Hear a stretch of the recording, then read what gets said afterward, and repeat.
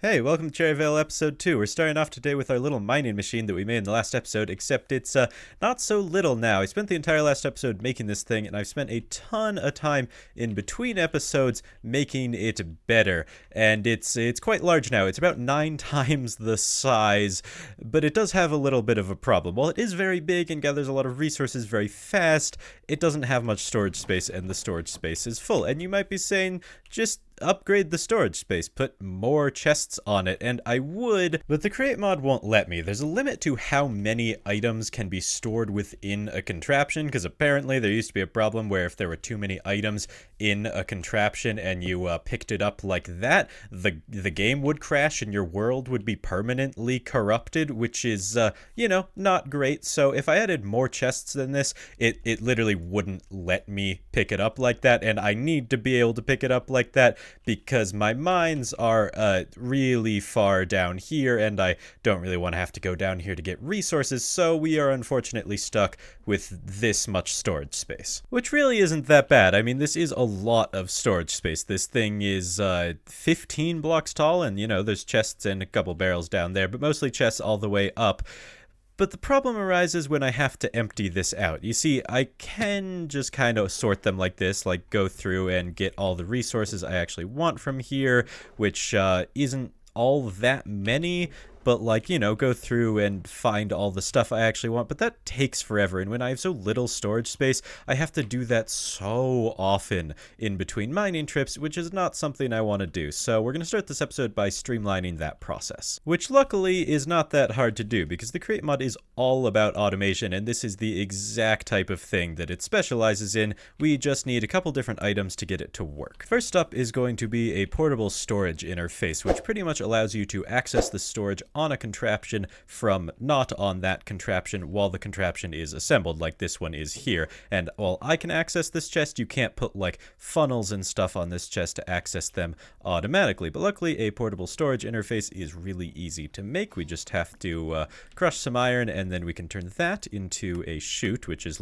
one of the very fundamentals of the create mod. If we get an andesite casing, we get a portable storage interface. I do, of course, need 2 of them, but if you place them like this and attach one of them to the contraption, now if I ever assemble this thing, they will attach to each other, and pretty much what that does is I can just output all of the items that are in this contraption from there. And this is obviously a horrible way to do it because it's just going to dump a bunch of stuff on the floor, and I'd rather not have to deal with it like that. But we can make this system even smarter with brass funnels, which are luckily not very hard to make. I got an electron tube that we made a bunch of in the last episode, some brass ingots, and some dried kelp, which I had to go to an ocean for, but overall not too bad at all, and we get some brass funnels. And the way these work is we can attach it to the portable storage interface like so, and I have it locked right now with this lever just so it doesn't take all the items out. But what's so nice about these is, unlike chutes, you can actually filter them. So you can put an iron there, for instance, if I want only the raw iron that's in here, and if I turn that on,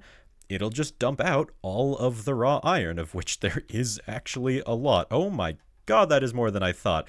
And unlike chutes, they actually can output 64 items at a time as opposed to the 16 that a chute does, so they're just overall really cool. But the filtering doesn't stop there. We can make something called a list filter, and what this will essentially let us do is put several different things into the filter slot instead of just one. So now it'll output all of these items instead of just the raw iron. So if we put that there and turn it on, we'll probably mostly get raw copper because I think there's just a ridiculous amount of it in there, but it's just gonna dump out everything that we have in there that I actually want. And realistically, I should figure out how to hook this up to a chest because I cannot hold all this stuff, but I can just kind of dump it in here for now. Okay, chest acquired, and now this whole thing works a whole lot better, but we still have one more problem to tackle before we're done with sorting this stuff, and that is the other items in here like cobblestone and granite and gravel and diorite and all this stuff that I really just don't really want, because if it's still in there, the storage isn't really going to be functional the next time I take it mining,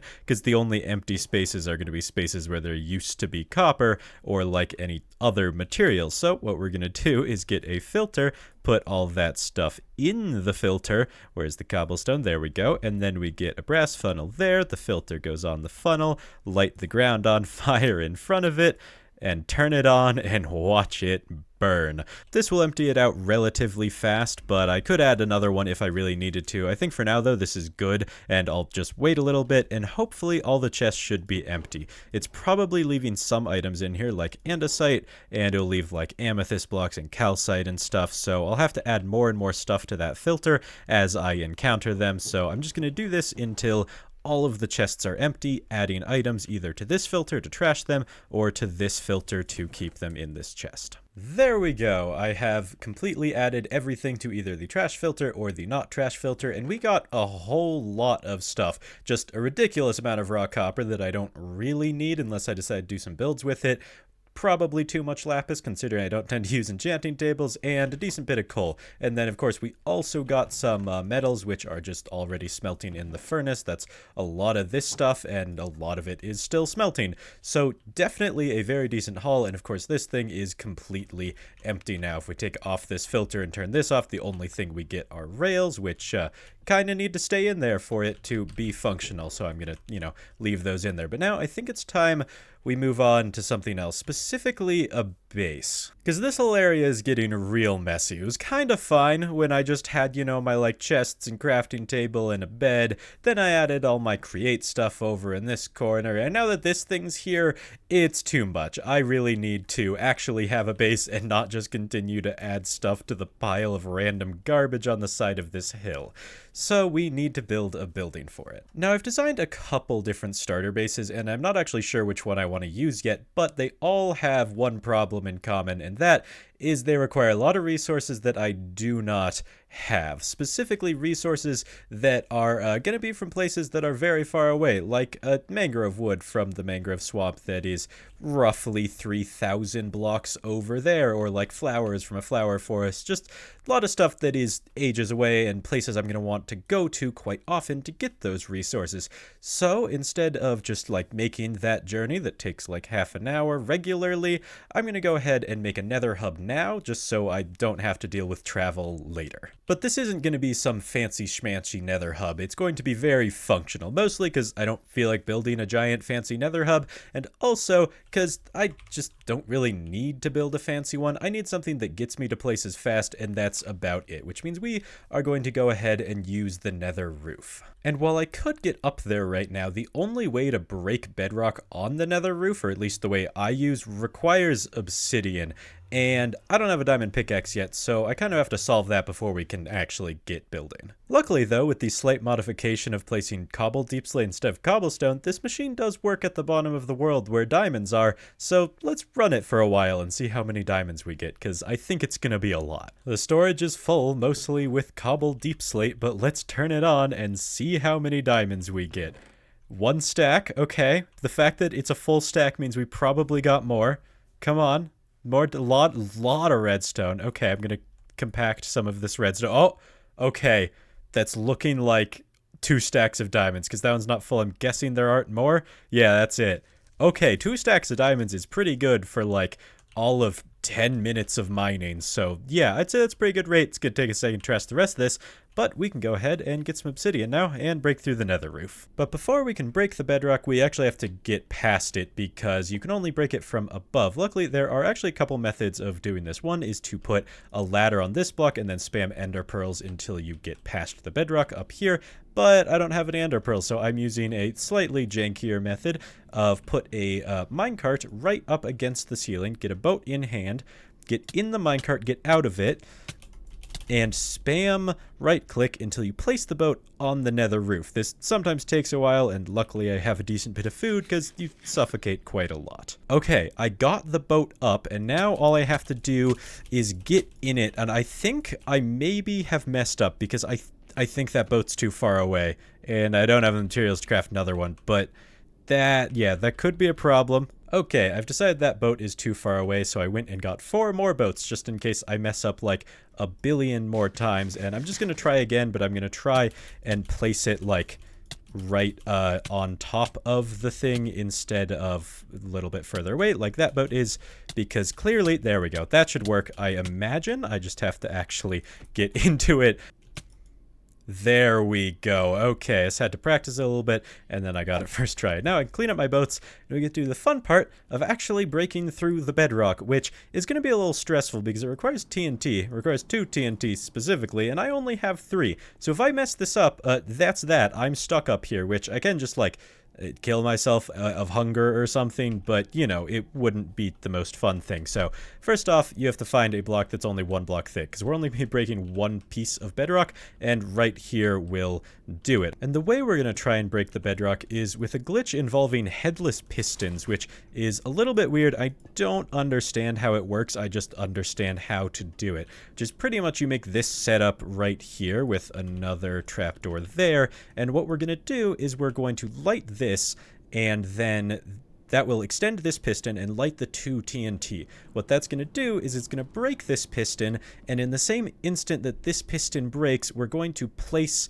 another one straight down, and what that's going to do is that piston will immediately be powered by this lever, which hasn't technically exploded yet because we're placing in like the same tick, and that piston is going to spawn a piston head in the bedrock before realizing that the lever isn't there anymore and retracting, but the bedrock will have already been deleted by that piston head. Now this does require me to be really, really good at spamming, so we're going to see if I can do this first try, because if I can't, I don't have enough TNT to do it again. But pretty much we spam here, and we pray.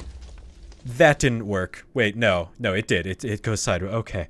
Oh, I gaslit myself for a second thinking it faced down if it worked. But there we go. No more bedrock, and we have a way up onto the roof reliably. And now that we have access to this beautifully flat plane of existence, I'm going to move my portal up here because to maximally benefit from having this amazing place to put our nether hub, I want to just like spawn up here because I'm going to be using the nether hub more than I need the actual nether, so I can just like go down this hole whenever I need to access the rest of the nether, and my portal can just be here for all of the nether hub uses. And there's that portal. So let's see if this links up properly because it's a little far away from where my like old portal location was, which is pretty much about here. Like that's a little bit of distance, so I'm not entirely sure this is going to link up properly to the one in the overworld, and I could have just built it there, but I really like having my little hole right there, and this is not the valley. Oh, okay, we're on the other side of the mountains. Well, I'll relocate the portal. I get some free obsidian at least, though. Okay, attempt number 2. I'll be kind of shocked if this one doesn't work, because it theoretically is actually a line, but let's see.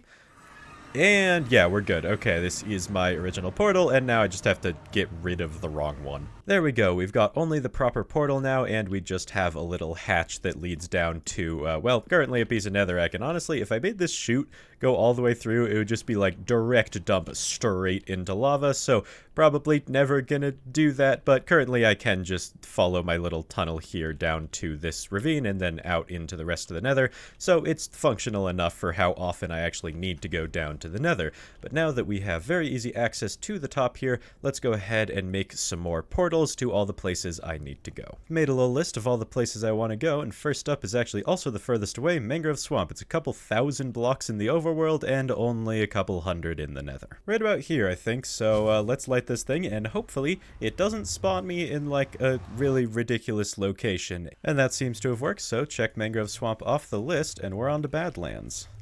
This one is quite a bit closer, only around 200 blocks away here in the nether, and hopefully it is also functional, which, yeah, I'd say it is. We are in a Badlands biome, and it's still nighttime, so I'm still leaving. That's Badlands checked off the list, and now we are headed this direction to a flower forest, which is the only one that's close enough that I almost don't need to have it in the nether hub, but the thing is, the one that's close is a really small biome, so I've gone a little bit further away, about 3,000 blocks in the overworld, for a much larger flower forest. And it does not disappoint. Those are flowers. So check that one off, and it's time to go to a desert. Actually, I've put desert on this list, but I realized I don't actually need a desert. The only reason it was on there is because I kind of need sand for a bunch of different things like concrete and explosives and stuff.